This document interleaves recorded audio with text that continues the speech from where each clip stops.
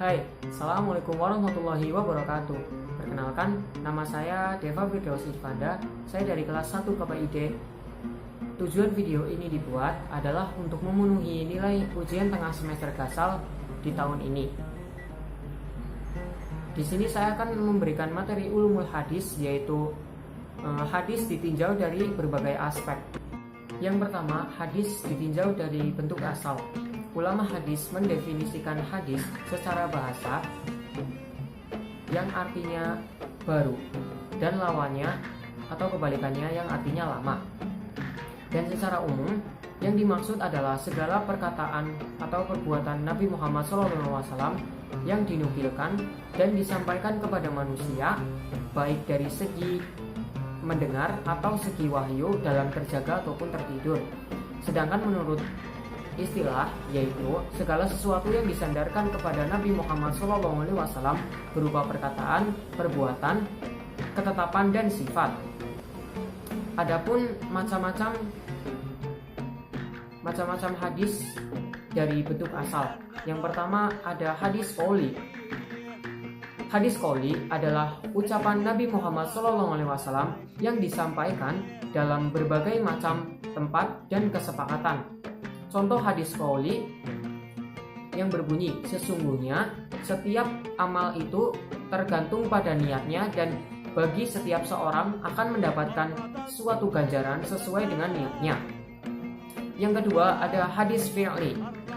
Hadis fi'li adalah semua perbuatan Nabi Muhammad SAW yang diriwayatkan oleh para sahabat seperti wudhu Nabi, tata cara sholat, pelaksanaan haji, dan lain sebagainya.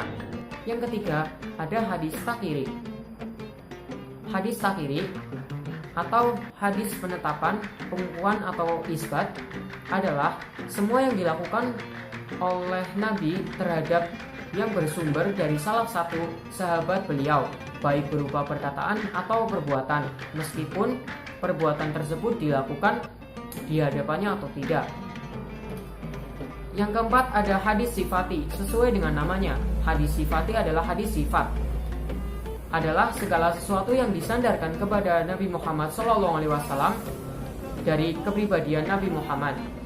Selain ditinjau dari bentuk asal, hadis juga bisa ditinjau dari sumber hadis. Yang pertama ada hadis marfu. Kata marfu secara harfiah adalah diangkat atau terangkat hingga posisi tinggi. Adapun beberapa macam-macam hadis marfu. Yang pertama ada marfu tasyri, yaitu hadis yang diketahui secara jelas dihubungkan kepada Nabi Muhammad SAW, baik berupa perkataan, perbuatan, atau takrib. Yang kedua ada marfu hakimi, yaitu hadis yang secara jelas oleh sahabat tidak dihubungkan kepada Nabi Muhammad SAW melalui kata-kata. Selanjutnya ada hadis mauquf. Hadis mauquf adalah hadis yang dikatakan oleh seorang sahabat, baik sistem sanad yang mustahil pada Nabi maupun munakati. Yang ketiga ada hadis makati. Adalah hadis yang disandarkan kepada seorang tabi'in atau pengikut tabi'in, baik berupa ucapan atau perbuatan. Di antara hadis-hadis tersebut, yang tidak termasuk kategori tidak diterima pada umumnya adalah hadis-hadis yang merupakan cabang-cabang dari hadis doif dan hadis madu. Saya akan memberikan beberapa hadis doif dan hadis madu tersebut, yaitu yang pertama hadis mursal, artinya melepaskan. Hadis mualak artinya digantung.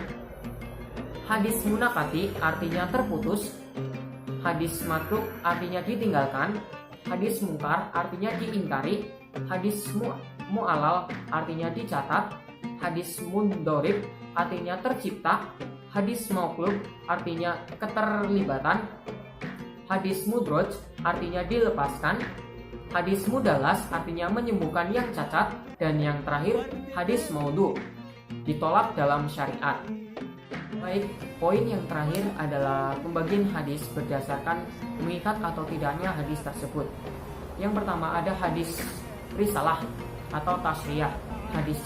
Hadis ini adalah hadis yang disampaikan Nabi Muhammad ketika ia sudah menjadi rasul dan wajib hukumnya untuk diikuti. Yang kedua ada ghairu tasriyah. Hadis ini kebalikan dari tasriyah tersebut, yaitu hadis yang disampaikan Nabi Muhammad ketika Nabi Muhammad masih menjadi manusia biasa atau belum diangkat menjadi rasul. Dan hukum hadis ini adalah tidak boleh diikuti. Terima kasih sudah menonton dan mengikuti paparan materi dari saya.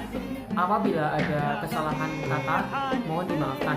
Wabillahi taufiq wal hidayah. Wassalamualaikum warahmatullahi wabarakatuh.